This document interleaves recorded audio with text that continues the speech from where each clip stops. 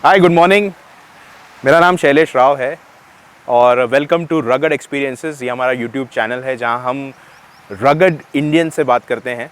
Rugged Indians कौन हैं, तो उसमें से ऐसे रगड इंडियन को मैं आपके सामने लाना चाहता हूं। डॉक्टर विजय नेमाड़े, नासिक में इनकी प्रैक्टिस है।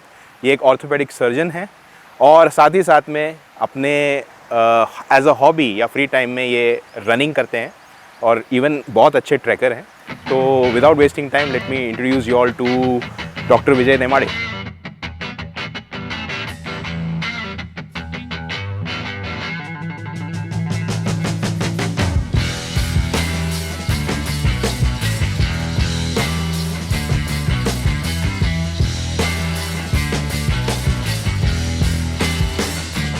हमको बताइए about how did you start running, या आपने कैसे शुरुआत की रनिंग की? एक्चुअली आफ्टर कॉलेज जब प्रैक्टिस में आए तो कुछ भी एक्टिविटी नहीं था, फिजिकल एक्टिविटी नहीं था। प्रैक्टिस में आने के बाद काफ़ी वज़न बढ़ गया था। I was around 90 kg। So after that I to reduce the weight I started running. It was just for need of weight reducing, लेकिन वो बाद में हॉबी बनता गया। फिर वो एक मतलब ऐसा रिचुअल हो गया डेली मॉर्निंग। और उसके बाद फिर भागना चालू हुआ तो चालू ही हुआ। उसके बाद फिर फ्रेंड्स जुड़ते गए, फिर मैराथन चालू हुआ। फिर मैराथन के बाद वैसे एक एक इवेंट करते करते हाफ मैराथन, फिर फुल मैराथन, फिर ट्रेल रन ऐसे चालू हुआ और वो अभी तक रुका ही नहीं है। And it's now daily ritual. तो मेरे लिए इंटरेस्टिंग ये है क्योंकि हमारे जो व्यूअर्स होंगे या लिसनर्स होंगे वो ये सुन रहे होंगे इंस्पायर होने के लिए कि वो कहाँ से शुरू करें। तो मेरे लिए इंटरेस्टिंग ये है जानना कि क्या आप हमेशा से रन करते थे, आप फिजिकल एक्टिविटी में थे, या फिर कहीं एक पॉइंट आया जहाँ पे आपने ये चीज़ डिसाइड की? Actually I was not runner from the beginning, but हम लोग जब कॉलेज में थे वो ट्रैकिंग करते थे। लेकिन बीच में एक 10 साल का पीरियड गया, मतलब पोस्ट ग्रेजुएशन, उसके बाद प्रैक्टिस में आना, फिर सेटल होना उसमें, जिसमें हम लोग I was totally out of the activity. Okay. लेकिन उसके बाद फिर जैसे टाइम निकालना पड़ा क्योंकि वेट बढ़ता गया, फिर बाकी भी प्रॉब्लम्स बढ़ते गए, तो फिर एक्टिविटी चालू किया। It was initially just it was walk for 1 kilometre. It was मतलब hardly we used to do. Then from 1 to 2, 2 to 3 kilometre, then walk run, फिर धीरे धीरे रन चालू हुआ। जैसे जैसे फिर रन मतलब ड्यूरेशन बढ़ता गया, वैसे वैसे रिदम बनता गया और रनिंग चालू हो गया। Actually it is automatic process, आप चालू करोगे तो चालू होगा वैसे। ओके, सो आपको रनिंग से क्या सीखने मिला है, मतलब what has running taught you? Running has taught us मतलब two most important thing in the life. It teaches us patience. We have to be patient. That's a great point. That's मतलब without patience you can't do the running. दूसरा चीज़ है कि काफ़ी सारे friends जुड़ गए आउट ऑफ द फील्ड। मतलब जो मेडिको उसका प्रॉब्लम ये रहता है कि medico out of the field जाते नहीं है, लेकिन रनिंग की वजह से काफ़ी सारे out of the field friends जुड़ गए।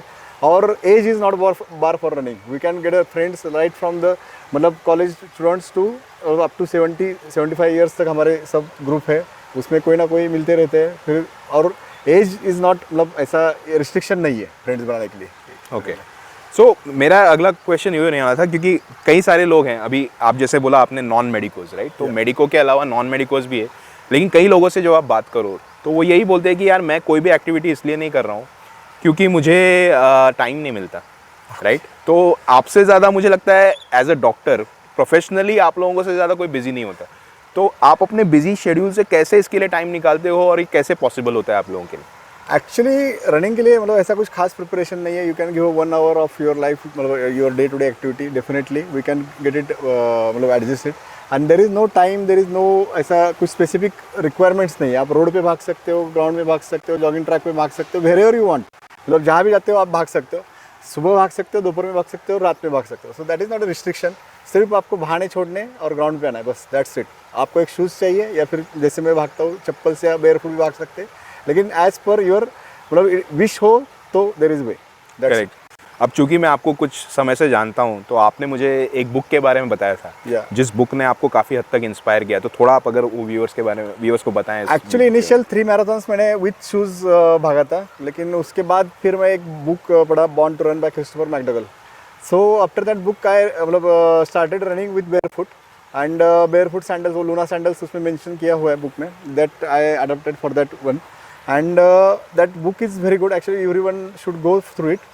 काफ़ी सारा मेक्सिकन रेफरेंसेस है उसमें, लेकिन the book is must for every runner actually, I think, specially those who are obsessed with the shoes companies and everything. Okay, तो आपका फिलॉसफी ये है कि शू की कोई ज़रूरत नहीं है. It is more to do with आप बैरफुट भी रन कर सकते हो. Shoes will not play a very big role और come in the way of you running, so you can start with even basic shoes.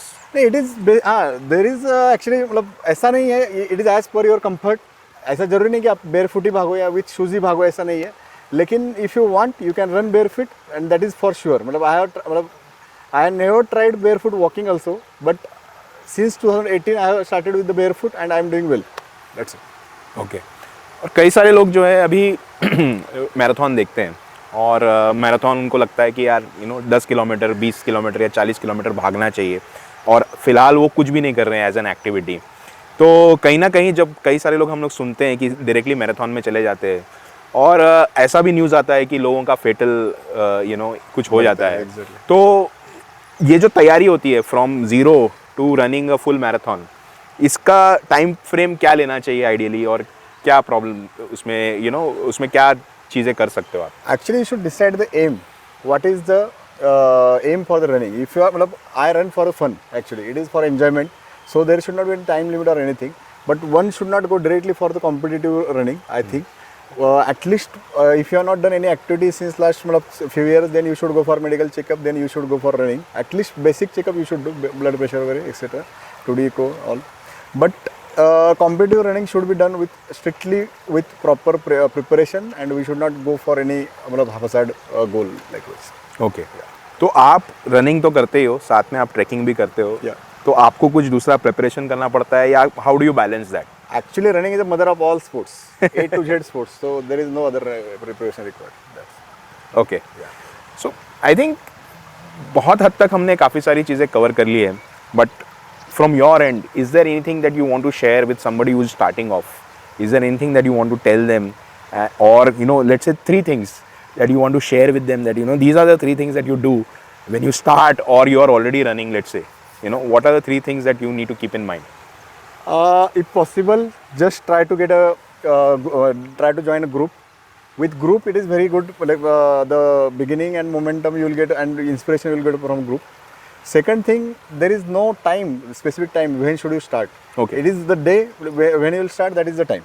So you should not wait ki I'll start in December or January or this year, or it is too late. It is not like that.